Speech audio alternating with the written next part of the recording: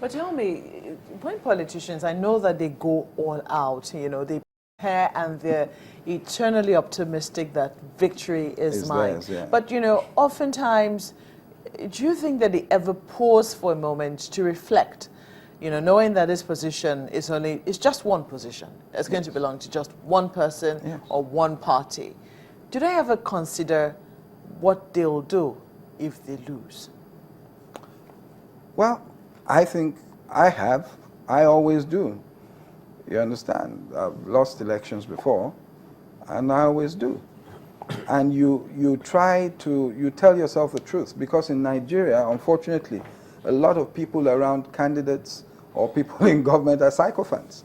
They fail to tell them the reality of what is going on the streets. So if you will know, basically, a week to go, whatever, you have a feeling that, okay, this will be tight, this will be, you understand? And then you have to tell yourself the truth. I remember during the APC primaries, the runner-up, the governor of Kano, he called me, even before the votes were counted. And he said to me, "Laddie, what are you thinking?" "I don't think it's too good." I said, "I don't think it's too good, sir, but we'll do well, I hope." So we knew immediately from the floor, and it's not a do or die thing, you understand? But we'll get to that stage.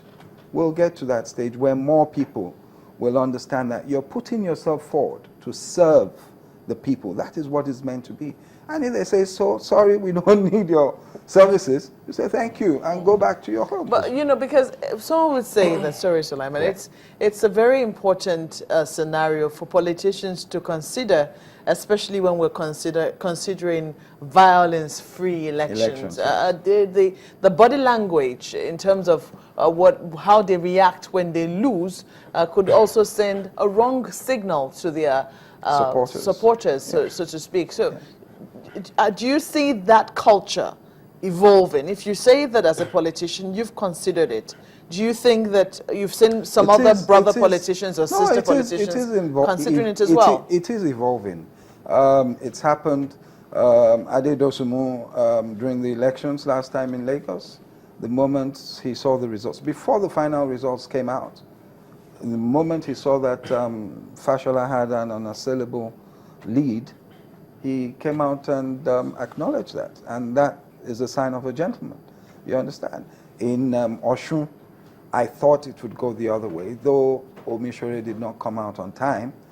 I think Fani Kayode spoke before he did to say that, look, yes, we've been defeated, and we accept that. We may still go to court, but we accept that and everything. So we're developing. I mean, yesterday we were told by your party, they gave reasons for not attending the latest of the installments of the presidential debates. Is it a general feeling among the party members that that's okay, don't bother attending if you feel there's no need to? Well, I read from the director of strategy of the campaign, that's Mr. Dele Alake, that there are reasons why they don't want to attend. I am not in a position, because they know their reasons, they know the intelligence report that they have. I'm not in the position to say, oh, why haven't you attended, why aren't you attending, or why are you attending? But basically put, the whole purpose is to get your message out there anyways, for the people to see the candidates and to hear what they're saying and maybe question them. And if they've decided, I think the Daily Trust this morning, when you were doing the paper rounds, I saw that they've decided or opted for town hall meetings. And I think yesterday or the day before, I think the day before, the candidate of the APC met with the organized private sector in Lagos. So he faced questions and answered them. So I don't think it's from a fear of debating or not debating. You understand? But whatever it is, I am not privy to. But I respect the decision. It's the decision of my party. But the important thing for me is that they put the candidate out there, either through town hall meetings, to talk to the people and to face questions from the people. That's the important thing. You know, because I mean, part of the messages coming through from people, they feel, I'm not sure you've heard some of them, they feel your misgivings notwithstanding, they still think that there's an opportunity there to talk to Nigerians who you want to lead about those plans and programs. Yes, you may also go for your town hall meetings notwithstanding, but they also think, look, NPAN, that's the Newspaper Proprietors Association of Nigeria, the Lagos Nation, many of them are all members. Yeah. And so you see, paint them with that brush. Chamberlain, it's so unfortunate that this country is almost more divided than ever, really. And if we want to be truthful, passions are really high about this election. So it's unfortunate that that feeling is out there. But you get people who feel that, hey, this person is compromised, this person is partisan, you understand? So it's a natural thing. And I pray that we will, this is one of the things that we must develop. For instance, in the United States, where we've copied this issue of debates from, the thing you get there is that it is organized by some, I don't know, committee of presidential debates or something. And it involves both parties. Originally, even different media, which they expect to be either leftist or rightist. Right, yeah. They have the Fox, the MSNBC, they all participate. Yeah, in conjunction with both parties. We tend to make that mistake here. Even the electoral body in the United States has representatives from the almost equal representation from the Republican and from the Democrats as well. Of course, you have some minor parties, and they keep complaining. But they have that because they realize that people have leanings. You understand? If you have a case going to the Supreme Court in America, they'll tell you he's a Democratic judge, or he was appointed, that judge was appointed by Ronald Reagan.